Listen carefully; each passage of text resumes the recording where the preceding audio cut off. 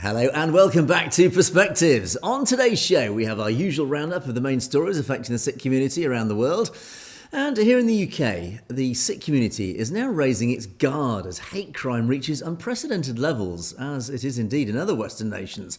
And with this in mind, we tackle the thorny topic of immigration and try to carefully tread this very emotive minefield with statistics, facts, and hopefully a large dose of grown-up common sense. All this and more anyway on today's show. But joining me, as always, is our correspondent in Canada, James Cousineau. Good morning, James.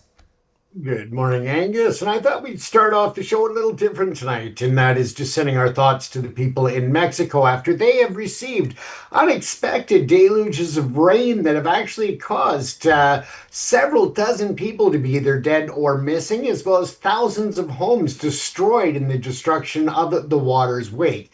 So I just wanted to reach out, as we know that we've been covering, as our viewers know, we've been covering a lot of the flooding issues in Punjab and throughout other regions.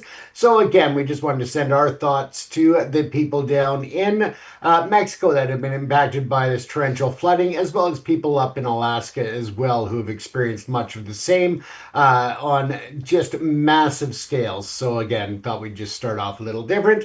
Let us know what your thoughts are, ladies and gentlemen, in our comment section, and send your messages as well to others within the community and the diaspora that may be in those impacted regions. Indeed, and I've no doubt the Sikh charities will be there on the front line if needed, as they always are. But in the meantime, anyway, James and I together will be bringing you our perspectives on that daily news affecting the Sikh community across the world. And of course, as usual, we'll take a look at loads of great comments which have been filling up below the videos towards the end of the show. So do keep tuned for that. Right, James, let's get underway. What are you going to start us off with this morning?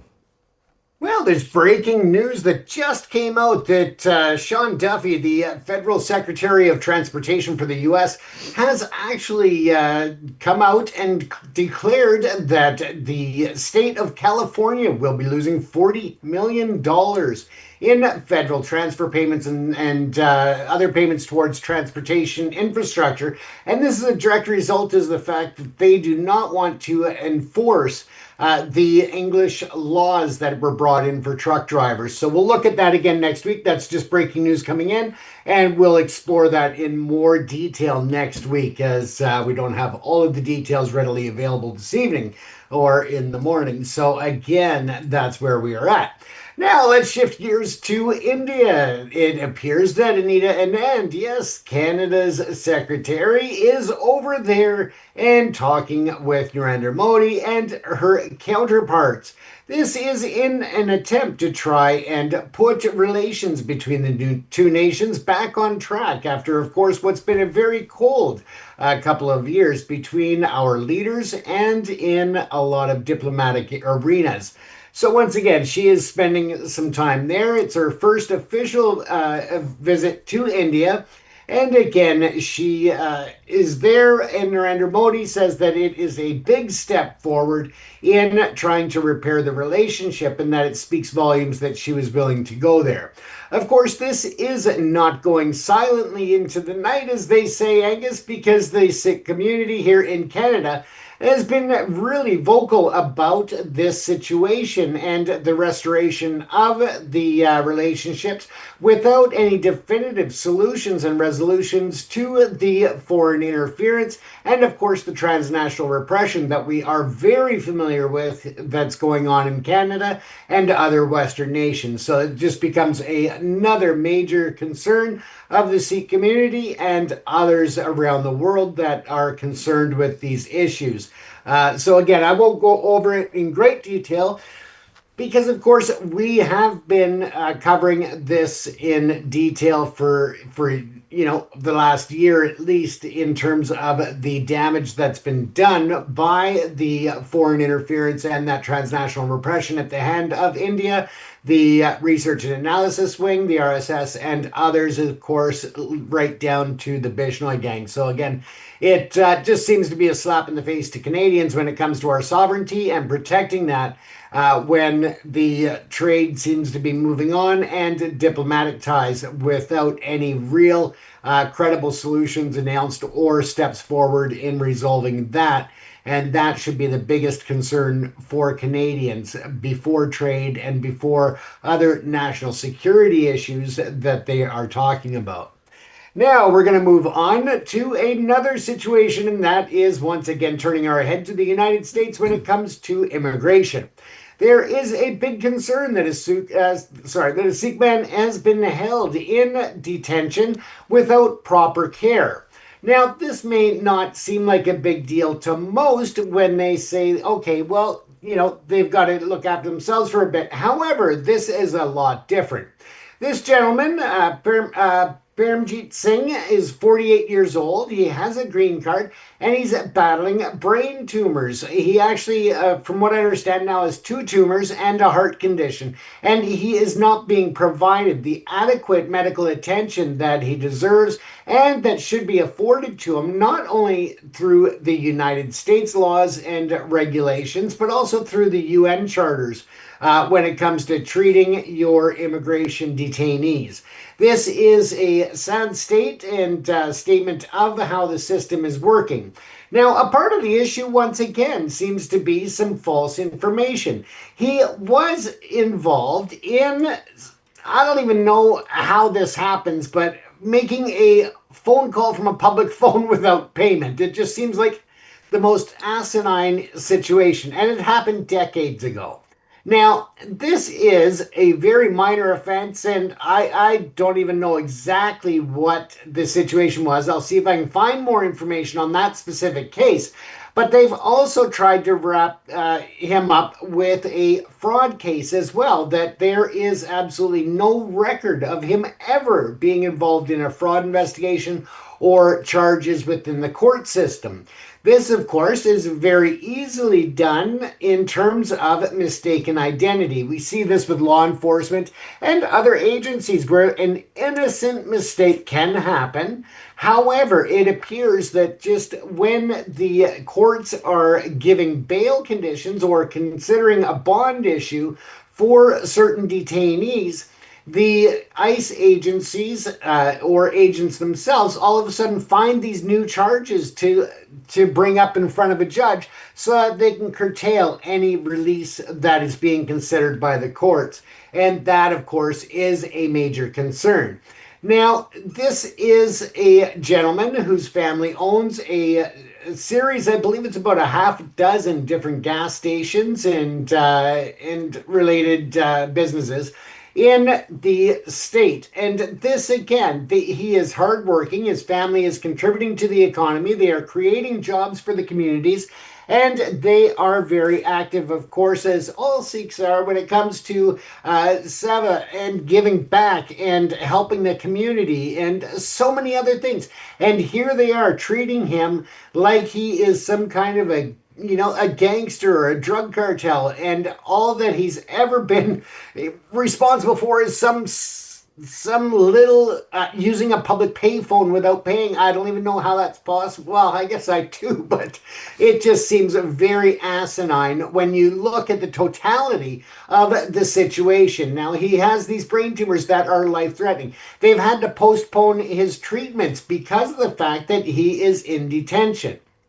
Now, it is known that he's been moved to the detention center in Indiana. They keep moving him around, as they do quite often with a lot of the inmates. And part of that is because the federal private detention centers get paid per person in the beds or in the facility.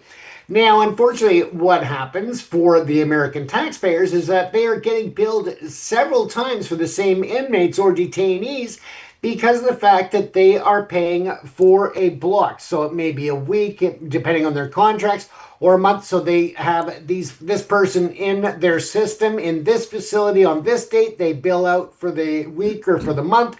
Meanwhile, they're being transferred to another facility, and it's just like a musical chairs game, but with real people, with real implications, and with real consequences.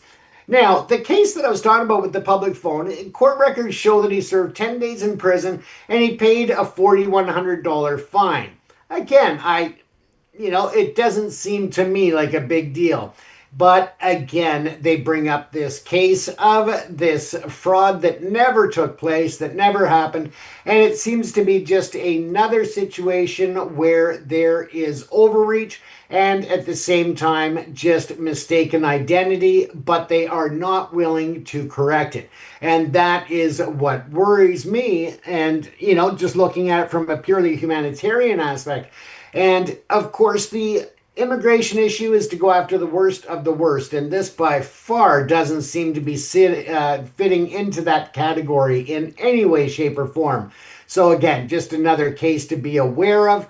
I encourage people to email ICE, to email the White House, email whoever you can, your Congress individuals, and just bring this case to point and say, what is going on? Why is this such a big issue? And of course, with the government shutdown right now, that may be even harder to challenge or to bring up.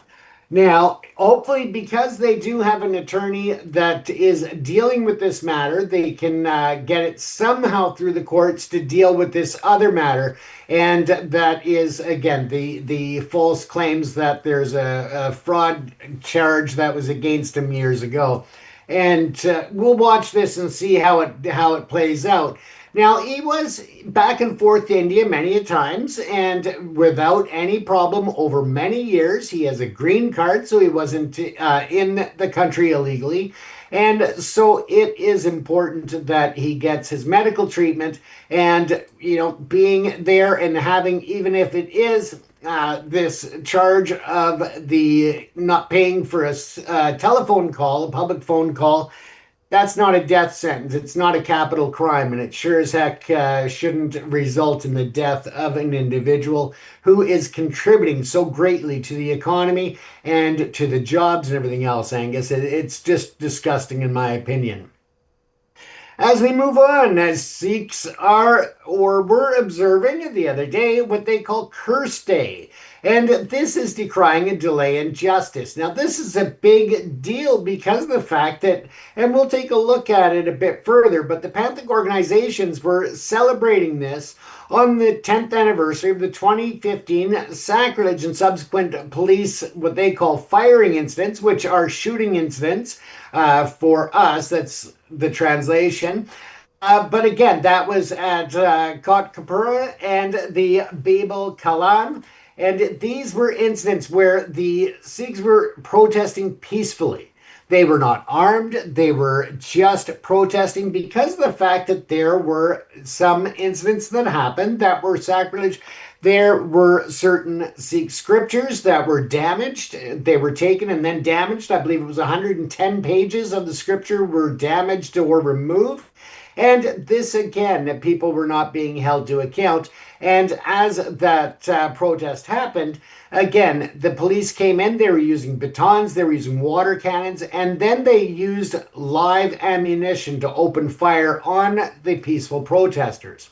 Now, this again was a horrible situation, and right now, 10 years later, that still has not gone to trial. It has been just one case of delay after another, and then with trying to move it to Chandigarh for the trials. And it's just the two separate cases that we'll take a quick peek at here, and then what the suggested remedies could be for it. But they are interlinked. So if one trial stops or is delayed, it impacts the other one. That because they are interlinked, they have to happen simultaneously.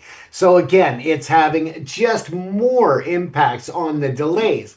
Now, as you'll be able to see here, this is a great article that I found on Substack that really gave me a lot more in terms of the breakdown of what has happened over the 10 years since this happened on October the 14th, 2015.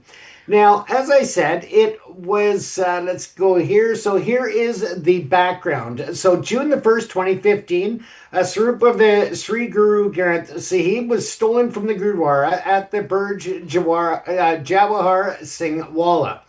On the 24th and 25th of September 2015, derogatory posters insulting Sikhs and their beliefs appeared in Bagari and Burj Jawahar Singh Wala.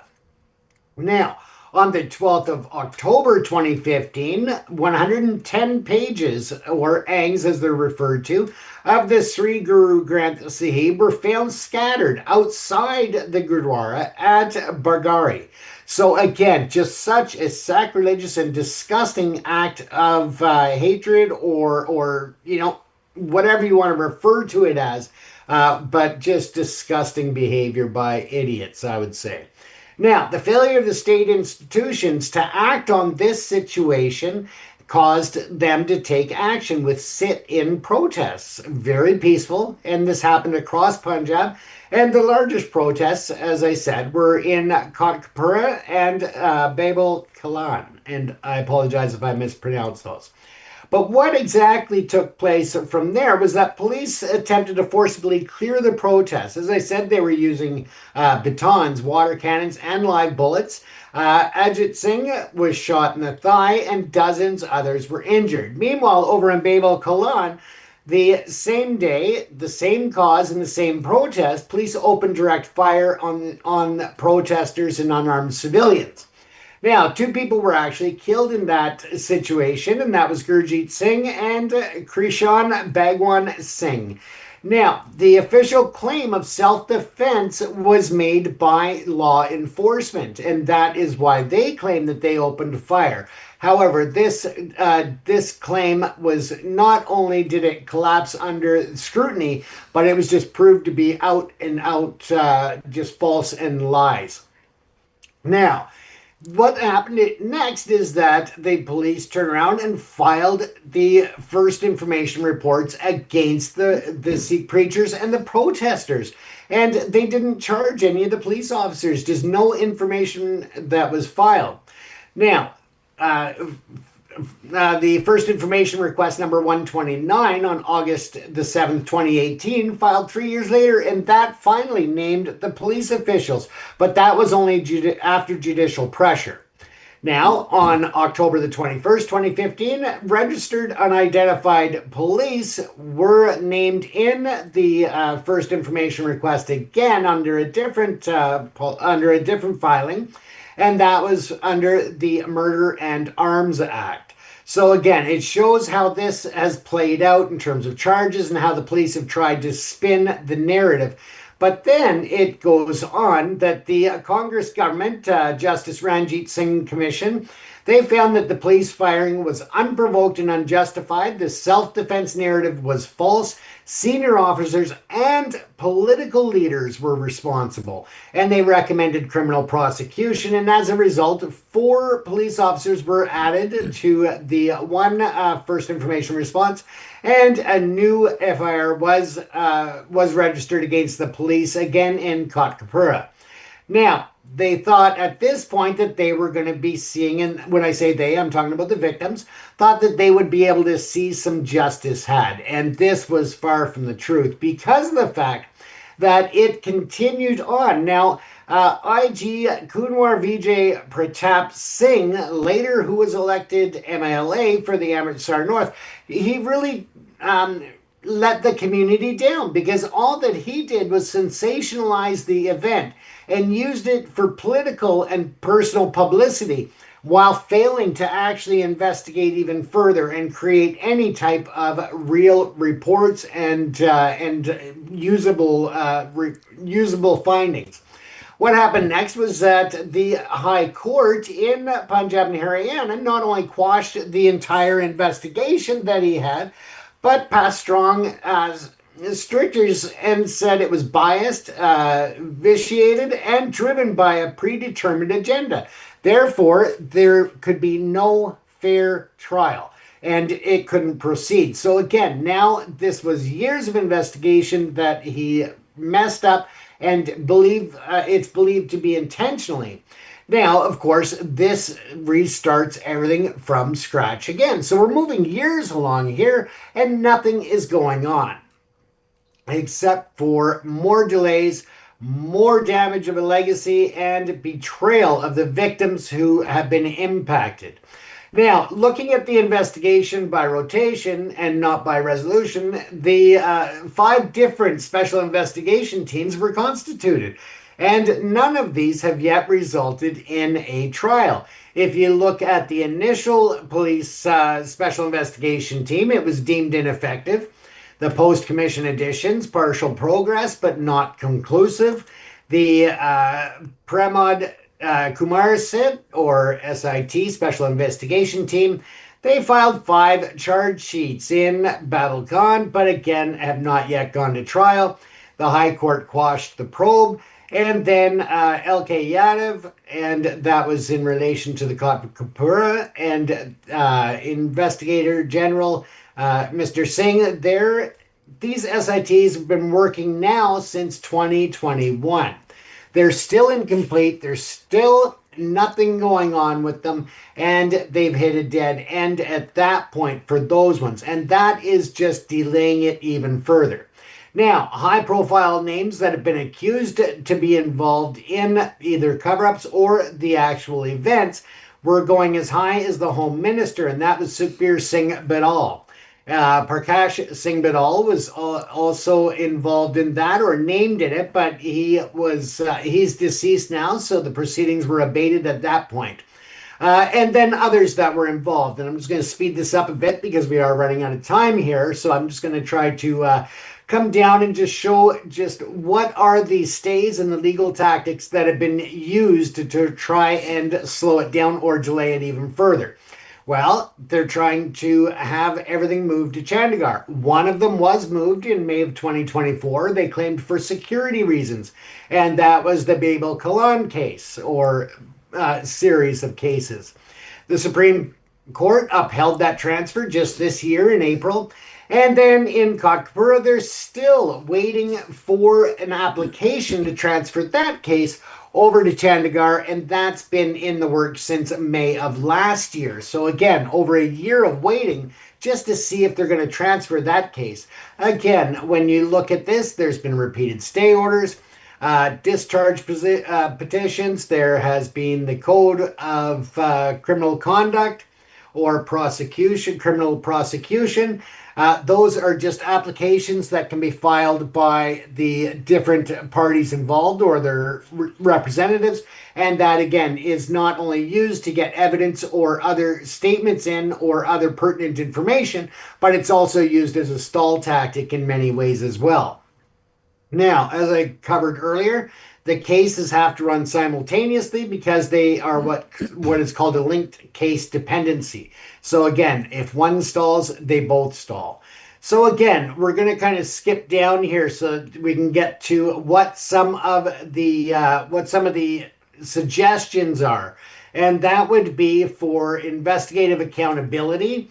That would be to penalize the officers who are themselves causing more and more delays, and then complete supplementary reports to also put deadlines on those so that they can get this process moving. They say frame the charges now under sections 228 and 240 of the Code of Prosecution of Crime. And then the other supplementary investigations, assigning one special court to handle it, and enforce time-bound hearings, which is something that Angus, you and I talk about very often, is the ongoing delays that, even though there are supposed to be certain time restrictions, just never seem to be followed when it's in the benefit of the authorities or the higher-ups in the system. They get protected, and that is not right. So, some of the other things are witness protection, so relocation and anonymity and video testimony. So these are just some ways to protect the victims. Political non-interference, of course, no more reshuffles, no change of legal strategy with change of government. So again, some changes in government or within the judges or the judiciary has also led to further delays. In terms of the structural reforms that they are recommending, of course, independent police complaints authority, fast-track courts for state violence cases, and judicial monitoring until judgment. So having some type of overview and oversight to keep an eye on these cases, because again, 10 years is just a ridiculous amount of time for families to be sitting there without any real punishment or any real consequence, Angus. Yeah, it's the original offence itself, this Beadby, this sacrilege back in 2015. Yeah. I mean, first of all, it's so indicative of what happened around that time. 2014, the year earlier, is when the BJP came into power on this role of nationalist pride, this role of nationalist almost extremism, and his whole politics, or the BJP's politics, have been really leveraged on the back of this whole feeling of dividing communities. It's this divisive agenda, and Beadbys like this acts of sacrilege really have just grown ever since because of this whole divisive agenda. It's turning communities, particularly the Hindu community, against the minority communities. So that, again, it's just another example of that. But I mean, justice delayed, justice denied. It's a phrase that we recount so regularly because, I mean, India in itself is legendary for its bureaucracy at the best of times, but its legal system it just takes it to another level. But particularly when it comes to politically charged crimes, as clearly this is linked to politics. And it's very interesting that I note the name Sukhbir Singh Badal linked as some of the accused of interfering. There's a name. I'm assuming it is the very same Sukhbir Singh Badal of Shiromani Akali Dal fame and SGPC fame, a character we talked at great length about, again involved in this infiltration of the Sikh community and undermining it from within. So it's no surprise to see that name. But yes, James, I think this is very indicative, and how familiar that we're talking about the same sorts of issues that affect the justice related to 1984.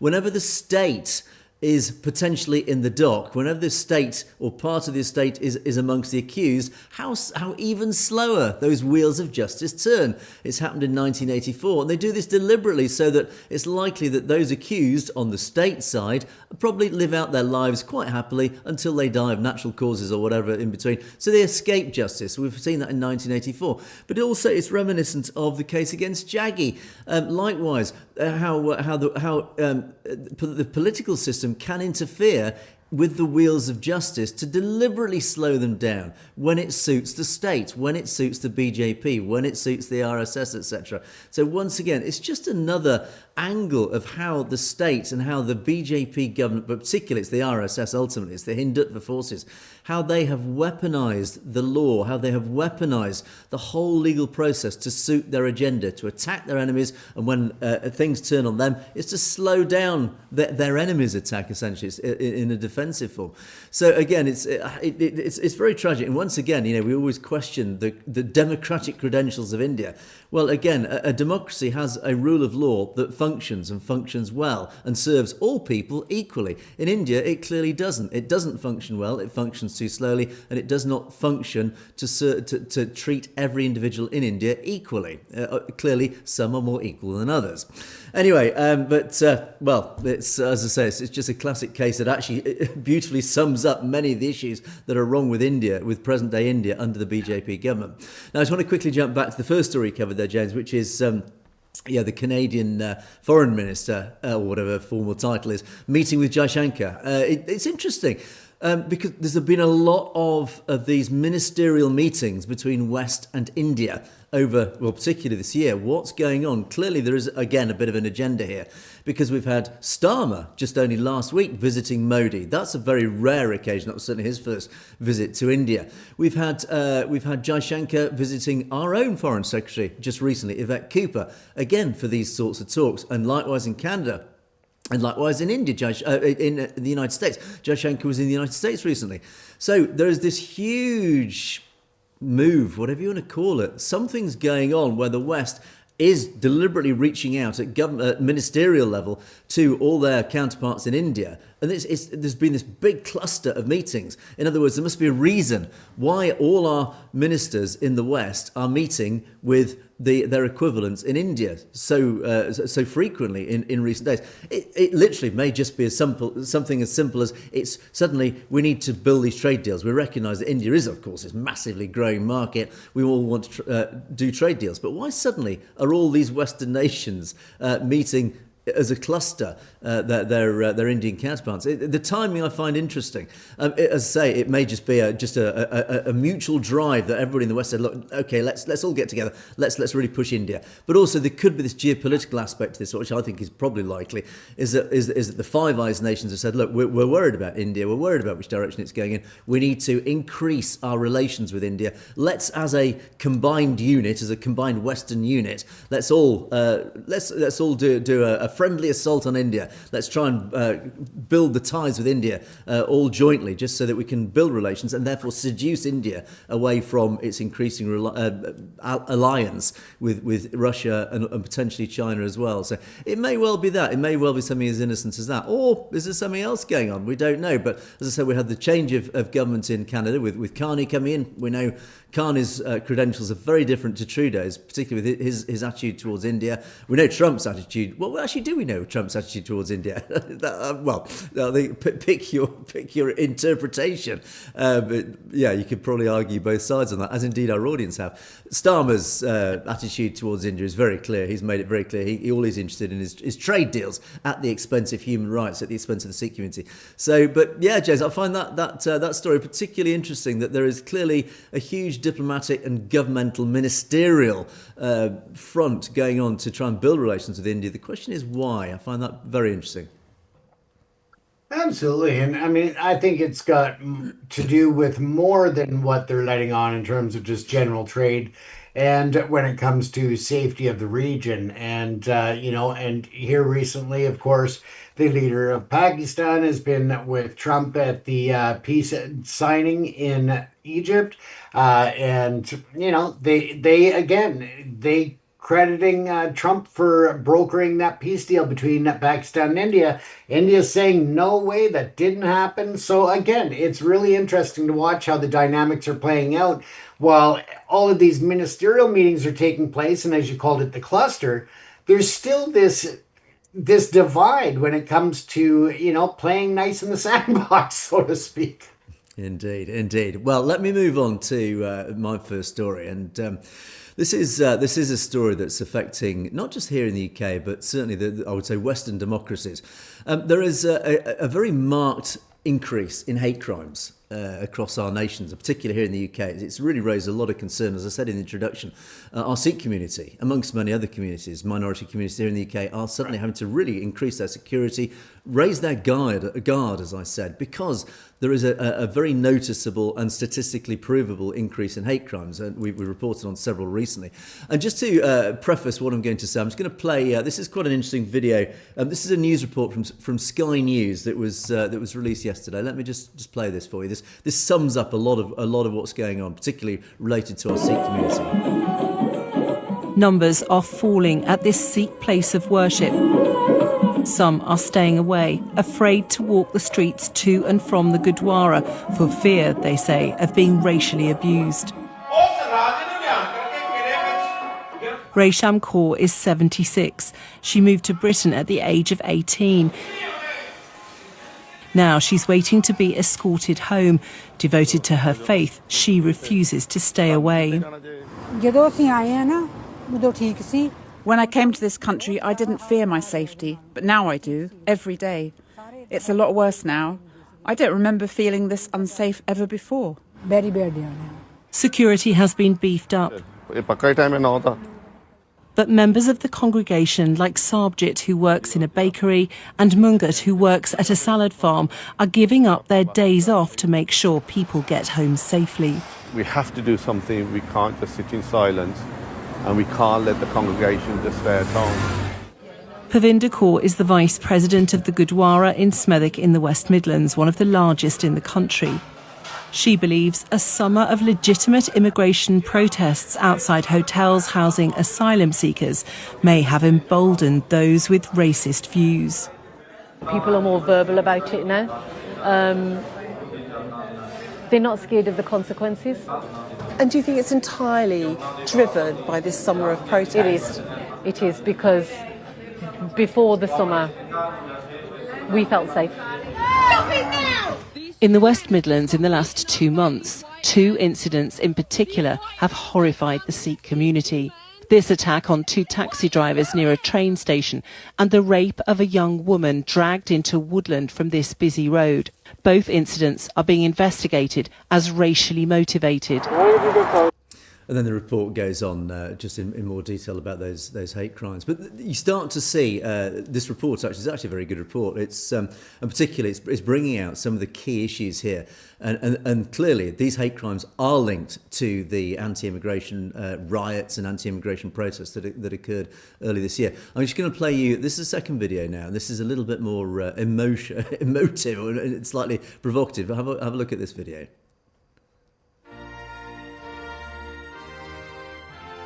British old white. What's your favourite immigrant? Big one. A young British Sikh woman raped by 2 men. You don't belong in this country, get out. A Sikh woman in Albury was sexually assaulted. I'll just kill them on the beach. A £10,000 reward has been offered for information about a racially motivated rape. Support our community because everyone who lives in this area. A 17-year-old boy has died after he was stabbed. I don't want him in here. Oh, don't. Over the tears and going on and all that. The time of the Crusades will need to come again.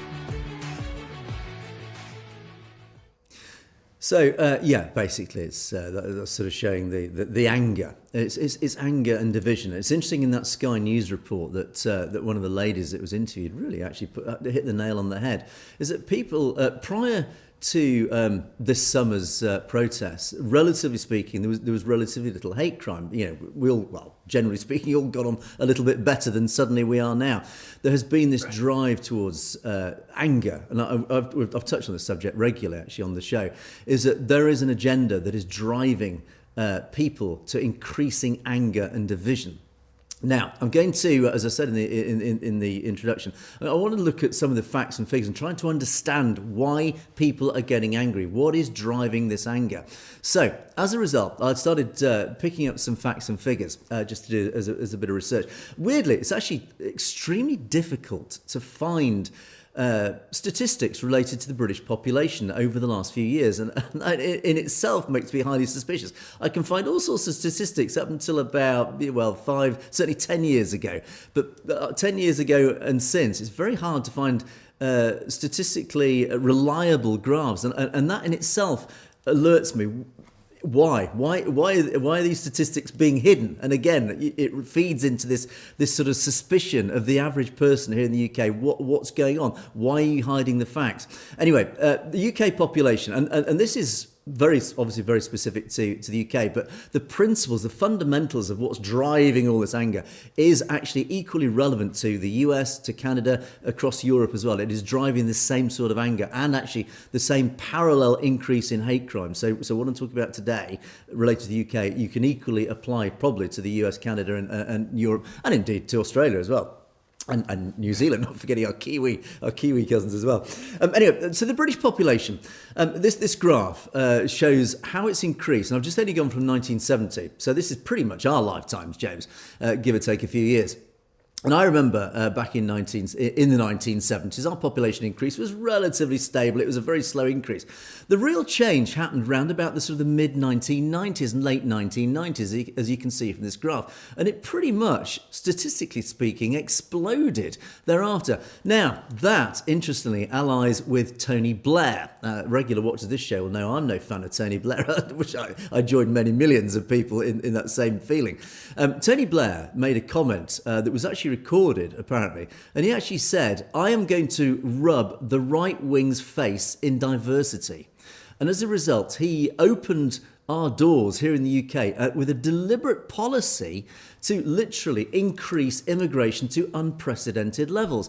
And they lowered the barriers, they lowered the thresholds, the legal thresholds, to deliberately allow hundreds of thousands and then millions of immigrants from all over the world, but particularly from the Commonwealth, from Asia particularly, into the United Kingdom. Now, there was a cynical ploy behind this because these immigrants tend to vote Labour, the party of Tony Blair. So again, there's a political cynicism in this as well. It's like the more immigrants you get, the more that they'll vote for Labour. And generally that does seem to be the case. So anyway, but as a result of that, you see this massive increase. Now, you see how the population has increased massively since certainly the 1990s. And this, of course, and don't forget, the UK is a very small island. We have very finite resources. We have very limited resources. Land is a very, very finite resource.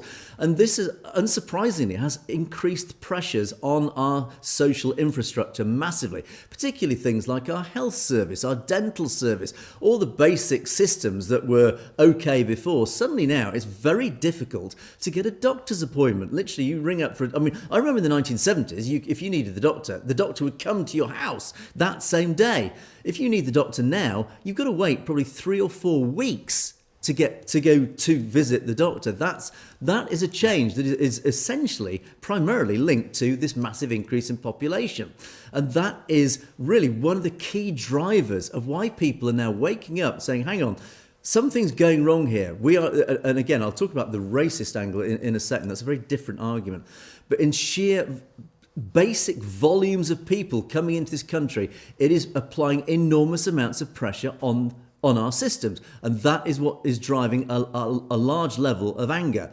And in particular, this isn't related just to the white, indigenous is the wrong word, the white community. It's also actually making many in our ethnic minority communities angry, because the same factors equally negatively affect their lives too. They can't get to see doctors. So again, there are many within actually our ethnic minority communities who are equally angry about the sheer volume of people coming in, because it's making life for all of us united harder. And so the question is, well, when does it stop? Do we close our borders, or do we control our immigration? And the whole debate has all been about, why are we having what seemingly is uncontrolled immigration? Now, there is an element of this. We have migration that is controlled, that is legal migration, but then we have illegal migration. And of course, the controlled migration actually is massive compared to illegal migration. So the controlled migration is one debate in itself. The illegal migration is another part of this whole debate. There are many angles to this debate. So the illegal immigration is, relatively speaking, very small, but that is disproportionately making people angry, because this is, well, by definition, it is illegal immigration. And this, again, is reflected, particularly in the US, is why Donald Trump got elected, because of the anger against illegal immigration. Let me again show you some statistics to try and explain why the anger is rising. These are, the United Kingdom is separated from Europe by the English Channel. It is a strip of water that is at its narrowest about 22 miles, and then it gets wider in parts. What we're seeing on a daily basis are dinghies organised crime, ironically. So it was, once again, it's organised crime getting involved in this. Very familiar, James, in your part of the world as well. Organised crime is taking advantage of the vulnerable, these people who are fleeing all sorts of places around the world, paying vast amounts of money to cross the English Channel at huge risk in these tiny dinghies. They're crossing a 22-mile stretch of water, open water, sea, to get into the UK, but they're doing it illegally. And the statistics are quite shocking. Is that and here's the last 5 years or so. As you can see, and this is an accumulative graph. So by the end of each year, by the end of 2021, for example, nearly 30,000 people crossed the English Channel illegally. And then you can see each year, those numbers have, generally speaking, followed a rising trend. And this year, 2025, we're already nearly at 30,000. That was back in August. And I think the number has now exceeded 30,000. We are on track for another record year of illegal migrants coming into the United Kingdom. So once again, this is one of the factors that is making people very angry, particularly because these illegal immigrants, and the United Kingdom is, on the whole, a very fair society. We are very welcoming, on the whole, to our immigrants, people who come to this country. We do our best to make them welcome. We welcome refugees as much as we can. But the problem is, this kindness, let's say, is being taken advantage of, because people are now pouring in from all over the world, and they are leaving France, a safe country, to come to the United Kingdom. They are economic migrants. They're not people fleeing war zones, because if they were, they would be settling in Europe. They are fleeing France. And this is, again, one of the reasons that is driving anger of people, is that they are fleeing a safe country to come to another country. Why would they come to the United Kingdom? Because when they get here, we put them up in hotels, and quite often 4- and 5-star hotels. Quite often we give them a mobile phone. We give them all sorts of benefits to live their lives, because that is the sort of nation that we are. The trouble is that people are from very, very poor backgrounds overseas, unsurprisingly, see this thing, hang on, we want a piece of that. Why can't we go be put up in a 4-star hotel? And again, this is what's driving the anger amongst a large part of the British population, because we have a lot of people who are still homeless in the country. We have veterans from our armed forces who are homeless, who are not given hotel rooms, etc., etc. So that is one of the reasons why people are so angry. Now, as I said, the Office for National Statistics, who follow these things, they have actually made all sorts of reports about this. And they said these recent high figures are due both to net migration and, of course, the illegal migration. So it's the combination of the two. These are unprecedented levels of long-term international migration. And particularly since 2021, it has increased massively in just in the last few years. And the reasons they put down is, well, it's down to the war in Ukraine, post-Brexit immigration system, demand for study-related immigration, others coming to universities, etc., due to the post-pandemic issues. So that's some of the reasons to try and explain why it's happening. Now, of course, the other argument, the other debate around all this is racism. Are these people who complain about this racist? And this is where things start to fall apart and the debates become angry, the debates become divisive.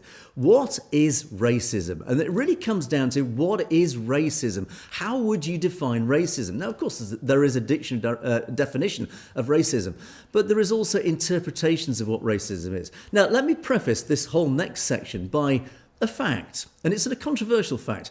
Every single individual on this planet, with a few weird exceptions, are inherently racist. We are all tribal. By human nature, we prefer to be surrounded by people who are like us, who are the same, who look like us, or who have the same culture. It's just a natural human condition. There's nothing traditionally racist about this. That's why we all tend to cluster together in our own ethnic groups, and that's borne out right across the world. Again, there's nothing inherently wrong with that, and certainly, even when we do that, there is no reason that we still see people from other ethnicities as perfectly equal human beings who we can have friendly relations with. But that is an inherent fact. It's just that's just the way we are built. Again, there's nothing wrong with that, because as long as we all get along together, it doesn't matter. But it's when those relations between the different tribes, let's say, start to break down, start to become angry. And it's very easy to drive that sort of anger. And it's issues like this that is increasing now, that is breaking those bonds, let's say, those amicable bonds between each and every human being. That's when things start to go wrong. And it tends to be particularly when your tribe, whichever tribe you're from, starts to have your own lifestyle, your culture, your beliefs, whatever, impinged upon, threatened in some way. And this is equally applicable to the Sikh community, for example. How angry is the Sikh community when their own culture or whatever is impinged upon? They are dictated to, they are told to, you can't practice this, or you can't do this, or suddenly, and one of the examples I always like to sort of look at is, scale it down into a village. You imagine living in a village, any part of this planet, anywhere in this world. There's a village of 20 of you. 20 of you live in a little village. If somebody comes into your village, you'll welcome them. That's a natural human welcoming condition. You always welcome people in. You'll give them food. You'll accommodate them. But then they invite 10 more people. Then suddenly they invite 30 more people. And suddenly you are the minority in your own village. That's the sort of the general, let's say, example, the metaphor, really, for what's going on here. And the trouble is that here in the UK, as in many Western countries, is that the culture now is evolving, it's changing, for good, for bad, whatever. But the problem is, certainly here in the UK, is that many of our areas, many of our cities now, the demographic makeup has changed massively. And these are some of the figures. This is the ethnic diversity for some of our largest cities here in the UK. So the ethnic minorities are no longer a minority in some of these cities, they are majorities. So of course, understandably, white people, the original white people in those cities, are feeling pushed out. White flight, as it's often referred to. And again, this is one of the reasons that is driving this sort of anger. And again, I'll just pick a few examples. The City of London is now nearly 3/4, it's certainly 2/3 non-white. Birmingham, nearly 60% non-white. Manchester, over half. So all these cities are now white minorities. So again, this is why people are getting increasingly concerned and angry because the traditional, and this is where again the debate starts getting angry, because what is it being British? And again, we don't have time to sort of go down that road. But again, I'm trying to explain why a lot of these people are getting angry and why people are now being driven to want to do something about it. And unfortunately, this is so people's anger is driving them to look for a scapegoat. They're looking for a target for this anger. Who is to blame?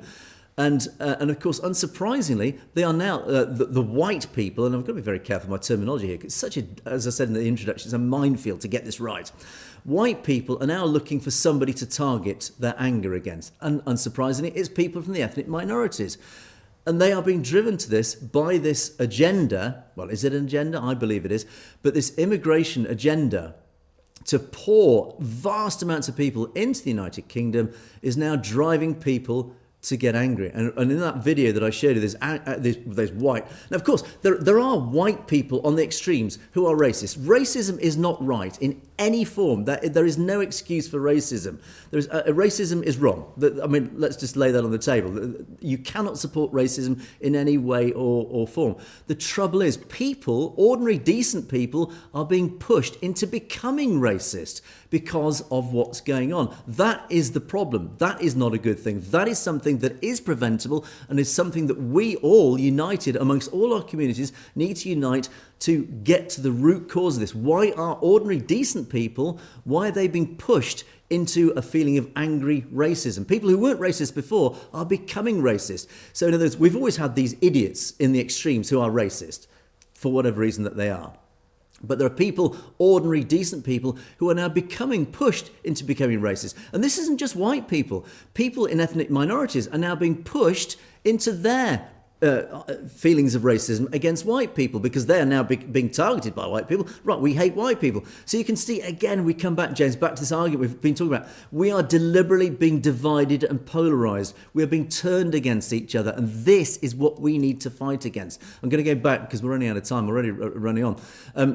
Again, it's just to highlight how the increase, and again, we are trying to get back to the root cause to explain why things are going wrong and what is going wrong, because it's these root causes we need to tackle to stop what's going on, to stop this rise in hate crime and stop, again, this rise in anger. And again, you can see from this table here how the ethnic minority share has changed in our regions. You can see, even in Scotland, 277% increase in just 20 years. Again, this is a huge demographic change, which is driving the anger. Now, again, just to wrap up, Migration Watch is an organisation that's drawn from all sorts of academics, journalists, from very high-profile people, actually, who've got together, who've recognised this issue. Unfortunately, they have been able to look at this debate from a grown-up angle. It's very difficult to have this grown-up debate, as I often say, because the left wing, particularly the extremists, will try and will close down any sensible discussion about this debate by accusing you of being racist.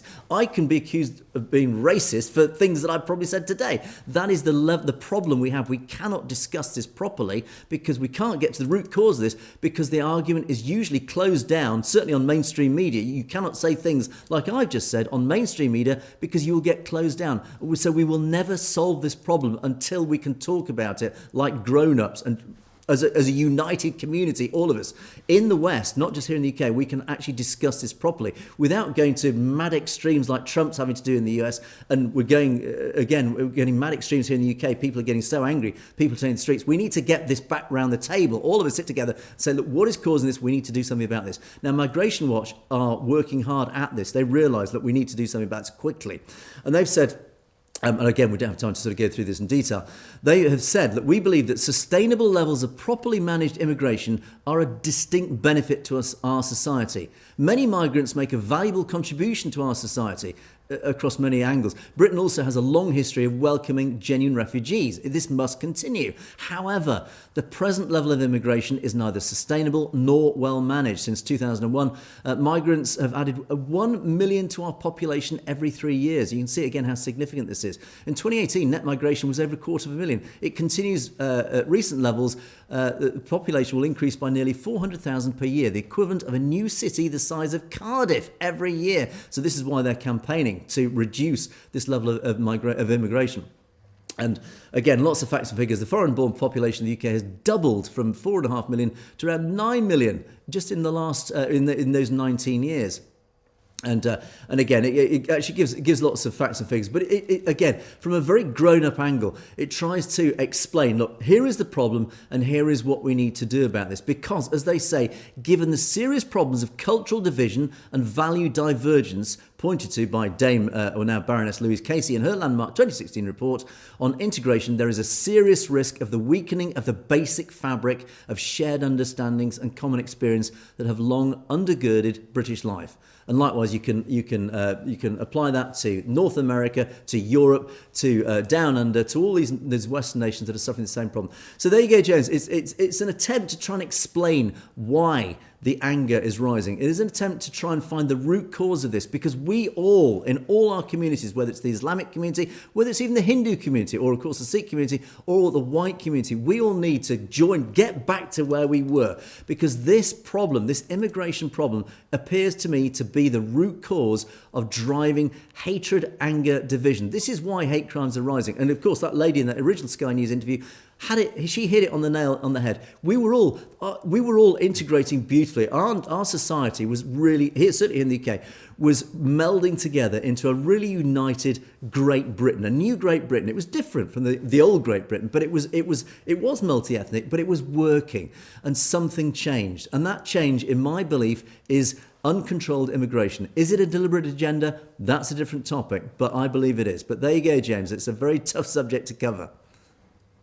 Absolutely. And I'm going to make this pretty quick here in the fact that there's also the systemic failures of the system, whether that's bureaucratic or otherwise, that instead of taking responsibility and finding change on the behalf of government agencies, government legislators, all of that, it tends to get pushed aside. Therefore, people tend to feel less empowered to find a solution. And when I say that, I'm talking about the general everyday citizen.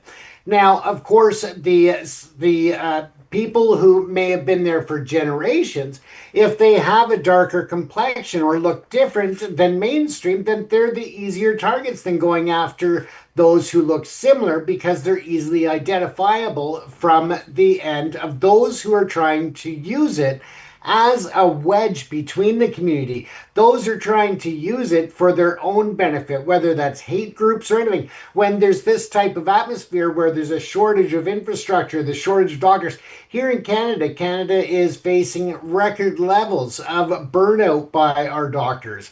And again, this just allows and opens that floodgate for people to be dissuaded or persuaded by these hate groups or these ideologies that are based on racism and hatred, when really we need to look at the root causes, as you said, Angus, and that's really important, and a great story that way. And I also think that the mainstream media needs to take more responsibility as well in how they report on a lot of things without giving any context to the history, to the contributions, to the uniqueness and the drive of each of these different ethnic communities, and how it has worked in the past, as you pointed out very, very truthfully, Angus. And so again, that I think is a part of it as well.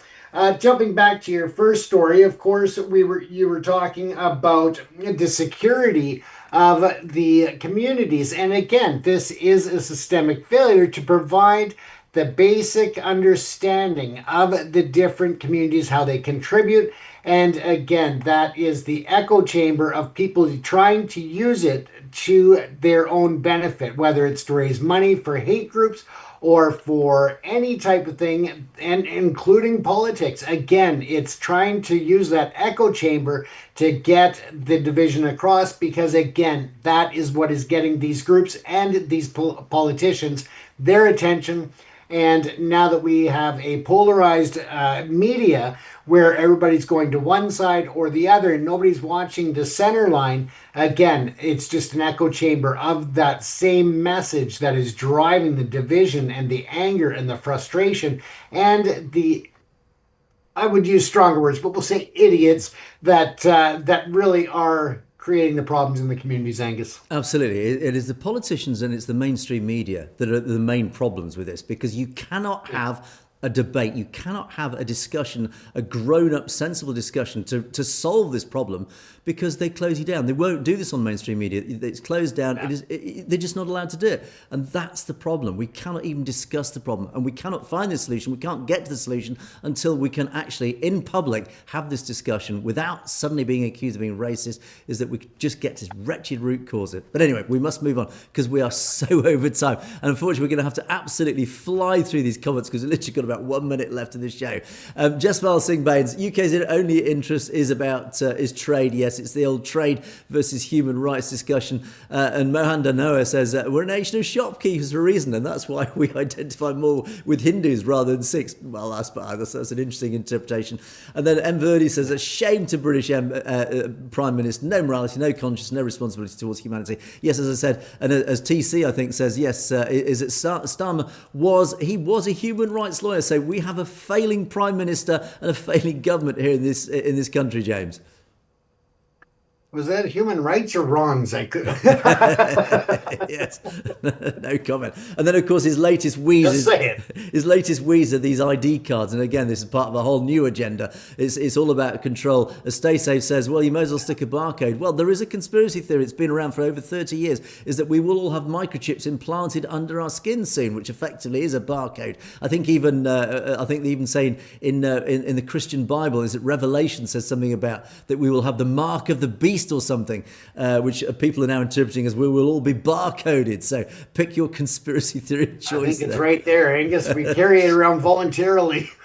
Indeed we do. AKJ, thank you for this clarification. Bulisanehal, Satsriyakal. This was back to the Jaikara, the war cry of our two shaheeds that they cried when they were in prison. Thank you for explaining this. Yes, actually, of course, I didn't know. I thought Jaikara was actually had its own specific meaning, but it is actually, it's just a shout of victory, a descriptor of Bulisanehal, Satsriyakal. So thank you so much for explaining those.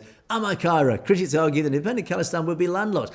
We've covered this story so many times. Yes, it doesn't matter if if Khalistan is landlocked, it will succeed anyway. But the drive now is to try and follow that new outline of Khalistan, which will stretch from China down to the Arabian Sea. The hope is that Khalistan will indeed have its seaports, essentially the seaports of Gujarat. That is the hope. And then the final set, Jay, is just to rush through. If we ever get replaced, I don't think I'll be able to watch these videos. You both compliment each other, presenting very well, make the show what it is. It just wouldn't be the same. Thank you. Well, thank you for your comment. Thank you for your lovely comment. And James and I, well, we do enjoy working together, I would say, James. I certainly would agree with that. Indeed. And a final shout out to all our emojis, to all those of you who just pop in with an emoji and a quick hello or a good morning, whatever. Thank you to you guys. There's just a few selection here just to pay tribute to you guys. Thank you. They're all appreciated. We do read all the comments, as you know. And then the final Khalistan Zindabad goes to Sukha Singh, of course, actually rightly named after Sukha and Jinder. Sukha Singh has our final note of the show, and in fact, indeed, for the week, with our final and our usual farewell to our audience. Thank you for watching. It is a Khalistan Zindabad, but unfortunately we're well over time. We must wrap up. Sadly, always running out of time, aren't we? Anyway, thanks so much for watching Perspectives. That's it for another week. Do keep your comments coming. Do let us know your thoughts on our stories, particularly about the immigration debate. We want to know your interpretation and thoughts on that. So it's a very emotive subject, as we know. But that's it for another day and indeed another week. Thanks so much for watching. Don't forget, you can of course message us directly at message@satellite.com. But that's it. It's a goodbye from me. It is a goodbye from James. Stay safe, everyone. Have a great weekend, everybody. We will see you next time.